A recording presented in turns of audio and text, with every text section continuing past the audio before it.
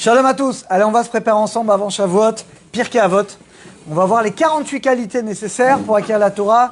Le cours est offert pour la Aslacha Rouchani Gashmi de Jérémy Shushan, qu'il est une grande bracha matérielle et spirituelle pour lui et toute sa famille, Bezat Hashem. Alors écoutez bien, c'est la Mishnah dans le dernier paragraphe de Pirkei Avot. La Torah est acquise par 48 qualités. D'ailleurs, il y en a qui disent que les 49 jours du Homer, c'est les 48 qualités. Chaque jour, on doit acquérir une qualité. Et le 49e jour, c'est la Chazara. On révise tout pour recevoir la Torah le 50e jour, Shavuot. Alors on y va. Première qualité, Talmud. C'est quoi? C'est d'étudier la Torah. On doit étudier avec concentration. Évidemment, si on n'étudie pas, comment tu peux la recevoir? Deuxièmement, Shmiat Ozen. C'est quoi Shmiat Ozen? Tu dois tendre l'oreille. Vous savez, les amis, il y a des gens qui écoutent la Torah, ils sont comme ça. Il y a des gens, ils ont leur téléphone, ils écoutent d'une oreille, puis en même temps, ils font autre chose. Alors c'est sûr que tu peux pas comparer celui qui écoute vraiment avec attention et celui qui écoute avec une demi-oreille. Arichat Fataim, la disposition des lèvres. C'est quoi? Il dit le Kahati, de répéter. À force de répéter, ça va rentrer à l'intérieur de toi.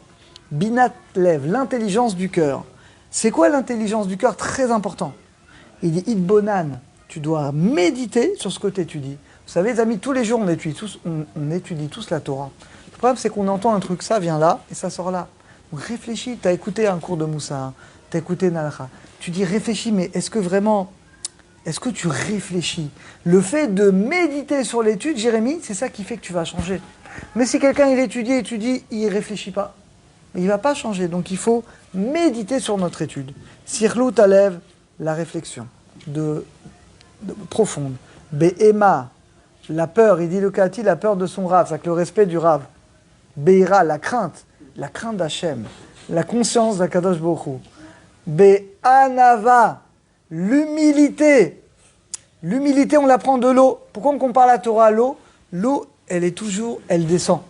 Ben, nous également, on doit savoir dans la vie, les amis, s'effacer un peu, descendre devant Akadosh Baruch Hu. L'humilité. Besimcha, la joie. Vous savez, je me suis toujours posé la question. Vous avez comme moi vu des fois des gens, moi je me souviens, ça m'a choqué parce que j'étais à l'Eshiva et j'ai l'image de deux personnes qui me viennent en tête, c'est des gens, je vous promets, qui étudiaient 12 heures par jour, je vous promets. 12 heures par jour avec Mara, ils ont tout lâché. Quand je vous dis tout, c'est vraiment tout. Je l'ai revu il y a quelques années, boucle d'or et tout, vraiment, je dis, comment c'est possible? Et vous voyez des fois des gens qui étudient la Torah, des fois c'est même des gens qui étudient beaucoup, et puis d'un coup, l'eau allez nous, ils ont tout lâché. Vous savez pourquoi? Parce qu'il n'y a pas de joie. Si quelqu'un il étudie avec la Rama, il étudie parce qu'il a peur d'avoir la maladie, d'avoir le Covid, de perdre son travail, il a peur, etc. Donc il étudie, mais en fond, il n'y a pas de joie, il ne donne pas la valeur. Si quelqu'un il étudie avec la joie, comment on atteint la joie, Jérémy? Tout simplement, mais attends, tu te rends compte que tu étudies la parole d'Hachem.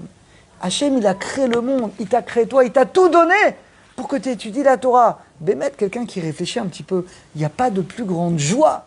Il n'y a pas de plus grand mérite d'étudier la Torah. On devrait payer tout l'argent qu'on a juste pour venir étudier la Torah. Vous savez qu'à l'époque des Tanaïm, il fallait payer pour entrer étudier la Torah.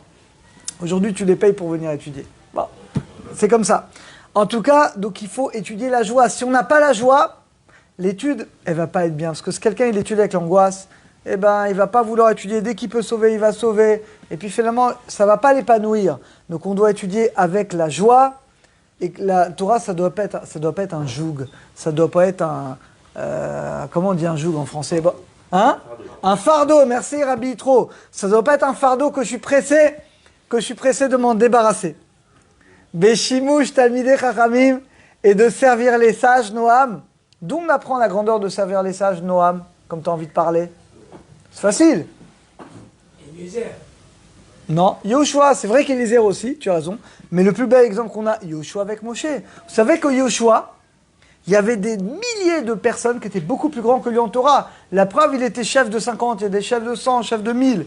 Et pourtant, c'est lui le successeur. Qu'est-ce qu'il a fait pour mériter de succéder à Moshe Rabbeinu?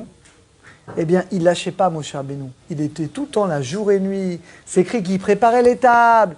Il rangeait les livres, il préparait la synagogue au début, à la fin, et il servait Moshe Rabbeinu tout le temps. Par le mérite qu'il a servi Moshe Rabbeinu, c'est lui qui va devenir le roi des Béné Israël, par ce mérite-là. Vous vous rendez compte, les amis? On ne se rend pas compte. On ne se rend pas compte c'est quoi de... À tel point que la Gemara a dit, Yota Gadula Shimusham et Limuda. La Gemara a dit, qu'est-ce qui est plus grand, d'étudier la Torah ou de servir un sage? C'est quoi qui est plus grand? La Gemara dit c'est plus grand de servir un sage. Vous vous rendez compte? Tu dis pourtant l'étude de la Torah, Dan, c'est l'équivalent des 613 mitzvot réunis. Comment ça peut être plus grand que l'étude de la Torah? Il n'y a rien de plus grand. Eh bien si les amis, de servir Chazak, parce que en fait, Chazak Dan, parce que ça donne un exemple. Et en fait, quand tu sers un sage, tu vois comment il agit, bah toi, ça te pousse finalement, ça te pousse à grandir. Alors on finira demain parce qu'il y a encore beaucoup de choses. En tout cas, qu'on ait le mérite, nous également, de développer ces midotes et qu'on ait le mérite, Bezrat Hashem, de recevoir la Torah à Shavuot. N'oubliez pas que Shavuot, on fera des cours sur Shavuot, Bezrat Hashem, on va recevoir la Torah comme au moment de Matan Torah. Donc on ait le mérite de recevoir beaucoup de Torah à Shavuot pour toute l'année.